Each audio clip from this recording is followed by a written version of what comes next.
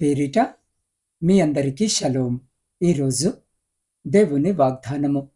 నరుని హృదయములోని ఆలోచన లోతు నీళ్ల వంటిది. వివేకము గలవాడు దానిని పైకి చేదుకొనును. సామెతల గ్రంథము 20వ అధ్యాయము 5వ వచనం.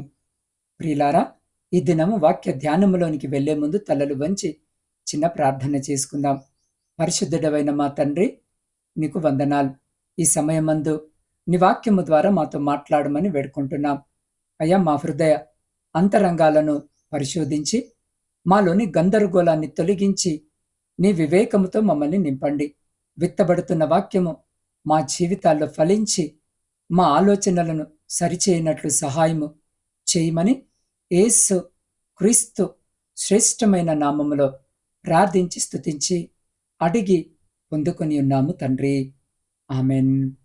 ప్రియ సహోదరి సహోదరులారా, ఈరోజు జీవాక్యము వినుచున్న మీ అందరికీ మన ప్రభువును ప్రియరక్షకుడైన యేసు క్రీస్తు మహిమ కలిగిన నామమున ఈ నూతన దినపు శుభములను వందనములను తెలియజేసినాను. ప్రియులారా, ఈరోజు మనము ధ్యానిస్తున్న సామెతల గ్రంథము 20వ అధ్యాయము 5వ వచనము మన అంతరంగ స్వభావాన్ని ఒక అద్భుతమైన రూపకముతో వివరిస్తుంది. నరుని హృదయములోని ఆలోచన లోతు నీళ్ల వంటిది. లోతైన నీళ్లు పైన నిశ్చలముగా కనిపించిన లోపల ఎంతో లోతును ఎన్నో రహస్యాలను కలిగి ఉంటాయి. అలాగే మనిషి హృదయము కూడా ఒక అగాధము వంటిది. మనకు మనమే కొన్నిసార్లు అర్థము కాము. మన భావోద్వేగాలు, మన ఉద్దేశాలు, మన భయాలు అన్నీ ఆ లోతుల్లోనే దాగి ఉంటాయి. అయితే ప్రియులారా, లోకములో చాలా మంది ఆ లోతుల్లోకి వెళ్ళడానికి భయపడతారు, లేదా ఎలా వెళ్ళాలో తెలియక పైపైన జీవితాన్ని గడిపేస్తుంటారు. కానీ వాక్యము సెలవిస్తుంది, వివేకము గలవాడు దానిని పైకి చేదుకొనును అని. ఇక్కడ వివేకము అంటే కేవలము లోక జ్ఞానము కాదు, దేవుని ఆత్మ ద్వారా లభించే వివేచన. మన హృదయములో ఉన్న వ్యర్థమైన ఆలోచనను పక్కకు నెట్టి దేవుడు మనలో ఉంచిన దైవిక ఉద్దేశాలను వెలికి తీయడమే అసలైన వివేకము. ఈరోజు మనము ఆ లోతుల్లో దాగి ఉన్న దేవుని చిత్తాన్ని ఎలా వెలికి తీయాలో నేర్చుకుందాం. ప్రియులారా, ఒకానొక గ్రామంలో ఒక వృద్ధుడు ఉండేవాడు. ఆయన వద్దకు ఒక యవనస్తుడు వచ్చి, అయ్యా, నా హృదయం ఎప్పుడు అల్లజడితో ఉంటుంది. నాలో మంచి ఆలోచనలు ఉన్నాయో లేదో నాకే అర్థము కావడము లేదు అని బాధపడ్డాడు. ఆ వృద్ధుడు ఆ అబ్బాయిని ఒక పాత లోతైన బావి దగ్గరకు తీసుకుని వెళ్ళి, ఆ బావిలోకి చూడు, నీకేమి కనిపిస్తుంది అని అడిగాడు. ఆ బాబు వంగి చూసి, చీకటిగా ఉంది, ఏమీ కనిపించడం లేదు అని అన్నాడు. అప్పుడు ఆ వృద్ధుడు ఒక రాయిని తీసుకొని బావిలోకి విసిరాడు. ఆ నీరు అలలు అలలుగా కదిలింది. ఇప్పుడు చూడనన్నాడు. అబ్బాయి కేవలము బురద నీరు కనిపిస్తుంది అని అన్నాడు. ఆ వృద్ధుడు శాంతముగా కొంత సమయము వేచి ఉండు అని అన్నాడు. నీరు నిలకడగా మారిన తర్వాత బావి అడుగున ఉన్న తెల్లని రాళ్ళు పైన ఆకాశం యొక్క ప్రతిబింబము స్పష్టముగా కనిపించాయి. ప్రియులారా, మన హృదయములో కూడా లోకపు అలజడి ఉన్నప్పుడు మన ఆలోచనలు అసలు కనిపించవు. మనము నిలకడగా దేవుని పాదాల చెంత కూర్చున్నప్పుడే మన అంతరంగంలోని లోతైన విషయాలను మనం అర్థము చేసుకోగలము.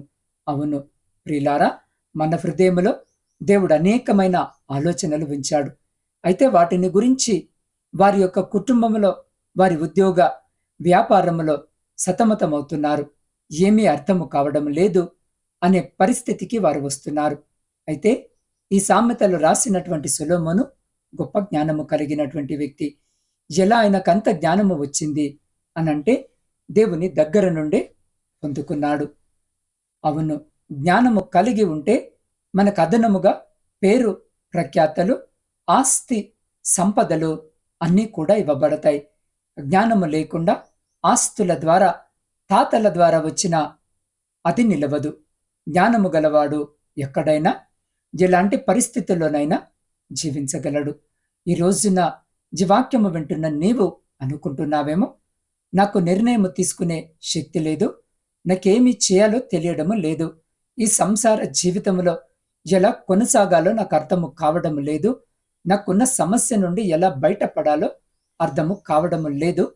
నేనొక అజ్ఞానిని, నేనొక మూర్ఖుడిని, నేను తెలివిలేని దానిని, ఎందుకు కూడా ఉపయోగపడని వ్యక్తిని అని నిన్ను గూర్చి నీవే తప్పుగాను, తక్కువగాను అర్థము చేసుకొని ఈ రోజున నిరాశలో జీవిస్తున్న నీతోనే దేవుడు మాట్లాడుతున్నాడు.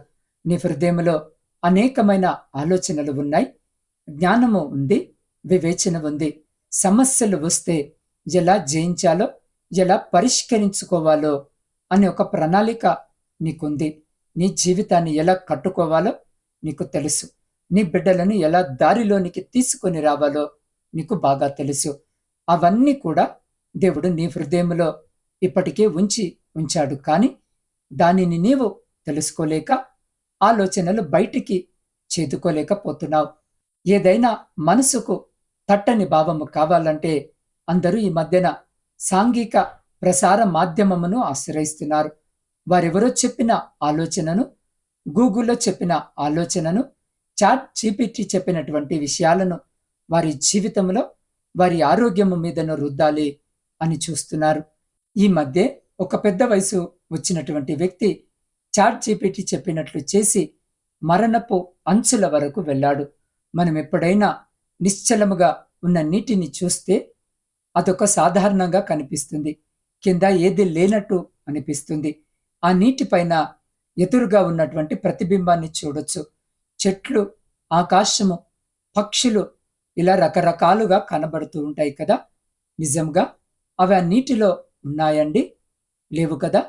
కేవలము అవి ప్రతిబింబాలు మాత్రమే. అయితే ఈ రోజున మన హృదయము ఈ లోకాన్ని ప్రతిబింబిస్తుంది. వారు చేసేవి, మీరు చేసేవి సరైనవి అని, నిజమని మనం అనుకుంటాము. ఎవరో ఆలోచనని మనవి అని అనుకుంటాం. అందుకే ఈ రోజున మనకు తెలివి లేదని, జ్ఞానము లేదని, నేనేమి చేయలేను అని డిసైడ్ అయిపోతున్నాము. కానీ ఆ నిశ్చలమైనటువంటి నీటి క్రింద చాలా అంశాలు ఉన్నాయి. లోపల ఇంకా నీరు ఉంది. ఆ నీటిని పైకి చేదుకోవాలి. నీ హృదయంలో కూడా దేవుడు అనేకమైన ఆలోచనలుంచాడు.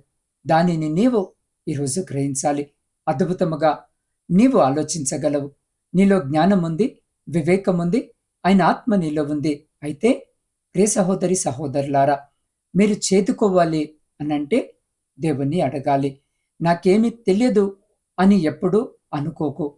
ఎవరు చెప్పినా వినకు. నీలో దేవుడు మంచి ఆలోచనలను పెట్టాడు. నీవు నీ హృదయాన్ని అర్థము చేసుకో. ఏకాంతముగా ఒక్కసారి నిన్ను నీవు ప్రశ్నించుకో.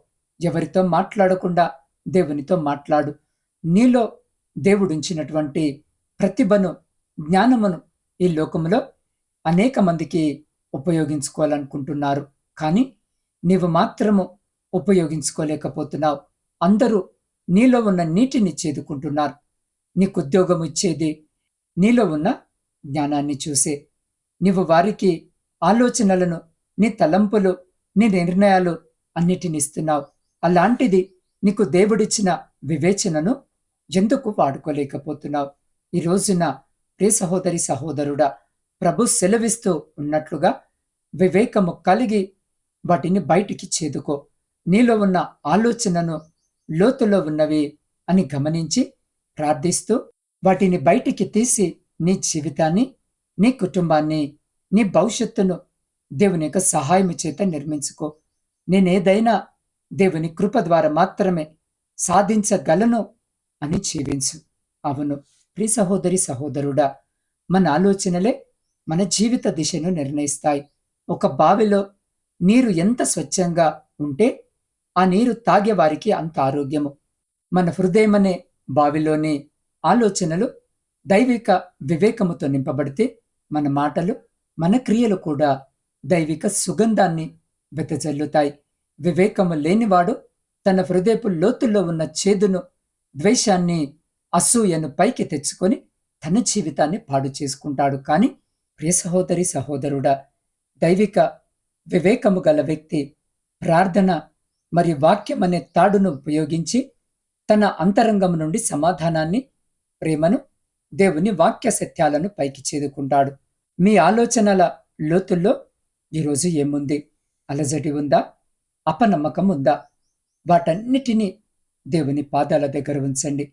పరిశుద్ధాత్మ దేవుడు మీ హృదయపు లోతుల్లోకి వెలుగును పంపి అక్కడ దాగి ఉన్న ప్రతి గందరగోళాన్ని తొలగించి స్పష్టమైన దైవికమైన ఆలోచనలతో మిమ్మల్ని నింపాలని ఆశ కలిగి ఉన్నాడు. ఈ సమయంలో ఈ వాక్యము వినిచిన్న మీ హృదయంలో ఒక గందరగోళముగా ఉందా? మీ ఆలోచనలు మీకు అర్థము కావడం లేదా? మీ అంతరంగంలో దాగి ఉన్న బాధలు లేదా పాపపు ఆలోచనలు మిమ్మల్ని వేధిస్తున్నాయా? వివేకము గలవాడు వాటిని పైకి తీస్తాడని వాక్యము సెలవిస్తుంది. ఈరోజు ప్రియ సహోదరి సహోదరుడా, మీ హృదయపు బావిని దేవుని వాక్యానికి అప్పగించండి. ఆయన తన వివేకముతో మీ ఆలోచనలను శుద్ధి చేస్తాడు. ఎవరైతే తమ అంతరంగాన్ని దేవునికి అప్పగించాలనుకుంటున్నారో అలాంటి ప్రతి వారు దేవుని పాద సన్నిధిలో మోకరిల్లి, వీలైతే మీ కుడి చేతిని ఆకాశము వైపుకెత్తి లేదా మీ హృదయంపై వేసుకొని దేవుని సహాయాన్ని కోరుకుందాం. మమ్మల్ని మిక్కిలిగా ప్రేమిస్తున్న మా పరలోకపు తండ్రి, నీ పరిశుద్ధ నామమునకు స్తోత్రాలు. అయ్యా, ఈ సమయమందు నీవు మాకు అనుగ్రహించిన జీవము గల వాక్యముకై వందనాలు. ప్రభువా, మా హృదయాలు నీకు మరుగై లేవు. మా అంతరంగపు లోతుల్లో ఉన్న ప్రతి ఆలోచన నీకు తెలుసు. నాయనా, మా సొంత వివేకం మీద ఆధారపడకుండా నీవిచ్చే పరలోకపు వివేకముతో మేము నింపబడినట్లు సహాయం చేయండి. తండ్రి, ఎవరైతే తమ మనసులో ఉన్న గందరగోళం వల్ల, భారమైన ఆలోచనల వల్ల సతమతమవుతున్నారో వారిపై నీ శాంతిని కుమ్మరించండి. బావిలోని నీరు నిమ్మలించినట్లు వారి హృదయాలను నీ వాక్యముతో నిమ్మలపరచండి. మేము పైన భక్తి చేసేవారముగా కాక మా అంతరంగము నుండి నిన్ను ఆరాధించే వారముగా మమ్మల్ని మలచండి. మా ఆలోచనలను నీ చిత్తమునకు లోబర్చుకుంటూ ఈ వాక్యాన్ని మాలో నూరంతలుగా ఫలించినట్లు దీవించండి. దేవ, ప్రాముఖ్యముగా ఈ దినము వివాహ వార్షికోత్సవాలు, జన్మదినములు జరుపుకొంచున్న ప్రతి బిడ్డను మీ పాద సన్నిధికి తీసుకుని వస్తూ ఉండగా జ్ఞాపకము చేసుకుని నూతన దయాకిరీటం చేత ఆశీర్వదించండి. ఇతరాత్ర శుభకార్యాలు జరిగించుకుంటున్న బిడ్డలను కూడా జ్ఞాపకము చేసుకుని సంతోషకరమైన కుటుంబ జీవితమును దయచేయండి. ప్రాముఖ్యంగా శారీరక మానసిక రుగ్మతులతో బాధపడుతున్న బిడ్డల కొరకు ప్రార్థిస్తున్నాం. అయ్యా, క్యాన్సర్ వ్యాధితో బాధపడుతున్న బిడ్డల కొరకు ప్రార్థిస్తున్నాం. కిడ్నీ సంబంధిత వ్యాధులు, హృదయ సంబంధిత వ్యాధులు, పక్షవాతముతో బాధపడుతున్న బిడ్డల కొరకును ప్రార్థిస్తున్నాం. అయ్యా, అంధకార సంబంధమైన శక్తుల చేత బంధింపబడుతున్న బిడ్డల కొరకు ప్రార్థిస్తున్నాం. HIV చేత బాధపడుతున్న బిడ్డల కొరకు ప్రార్థిస్తున్నాం. మూర్ఛ వ్యాధితో బాధపడుతున్న బిడ్డల కొరకును ప్రార్థిస్తున్నాం. కాలేయ సంబంధిత వ్యాధితో బాధపడుతున్న, కంటి సంబంధిత వ్యాధులతో బాధపడుతున్న ప్రతి బిడ్డను మీ పాద సన్నిధికి తీసుకొని వస్తూ ఉండగా బిడ్డలందరినీ మీరు జ్ఞాపకం చేసుకోండి. అయ్యా, మా కోసము గాయపడిన మీ పరిశుద్ధమైన హస్తముతో బిడ్డలను తాకి శీఘ్రమైన స్వస్థతను, మంచి ఆరోగ్యమును ప్రతి బిడ్డకు దయచేయమని వేడుకుంటున్నాం. ఆ రీతిగానే నా తండ్రి, ఇదిగో కుటుంబ పోషణకై కుటుంబాలను వదిలి పరాయి దేశములో కష్టపడి పని చేసుకుంటున్న ప్రతి బిడ్డ కొరకు ప్రార్థిస్తున్నాం. ఈ దినము బిడ్డలను జ్ఞాపకము చేసుకోండి.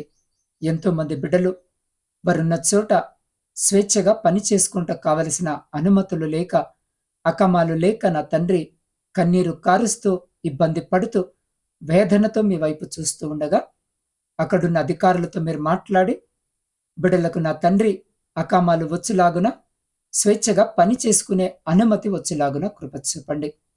ఎంతో మంది బిడ్డలు నా తండ్రి వారిపై అధికారుల ద్వారా, వారి యజమానుల ద్వారా నా తండ్రి హింసింపబడుతూ వేదనకు గురి అవుతున్న చోట మీరు ఉండండి. యజమానులతో మీరు మాట్లాడండి. వారి హృదయాలను మార్చి ఇదిగో నీ బిడ్డలను ప్రేమించలాగున వారిని మార్చమని వేడుకుంటున్నాం. దేవా, పరీక్షల కొరకు సిద్ధపడుతున్న, పరీక్షలు రాస్తున్న ప్రతి బిడ్డను మీ హస్తాల్లో పెడుతూ ఉండగా కావలసిన మంచి ఆరోగ్యము, జ్ఞానము, జ్ఞాపక శక్తి దయచేసి ఇప్పటి వరకు రాసిన, రాయబోయే ప్రతి పరీక్షలో శ్రేష్టమైన విజయము బిడ్డలకు దయచేయమని వేడుకుంటున్నాం. నా ఆత్మీయ కుటుంబ సభ్యులందరినీ మీ పరిశుద్ధ పాదాల చెంతకు తీసుకొని వస్తూ ఉండగా ప్రతి బిడ్డని జ్ఞాపకము చేసుకొని వారి ప్రతి న్యాయమైన కోరికకు జవాబును దయచేయమని వేడుకుంటున్నాం. ప్రపంచంలో శాంతిని, సమాధానాన్ని కలిగించండి. విచ్ఛిన్నమైన, విడిపోయిన ప్రతి కుటుంబాన్ని కట్టుమని మమ్మలను నీ కృపగల హస్తాలకు అప్పగించుకుంటూ మా రక్షకుడైన యేసుక్రీస్తు అతి పరిశుద్ధ నామములో ప్రార్థించి స్తుతించి అడిగి పొందుకొని ఉన్నాము తండ్రి. ఆమెన్.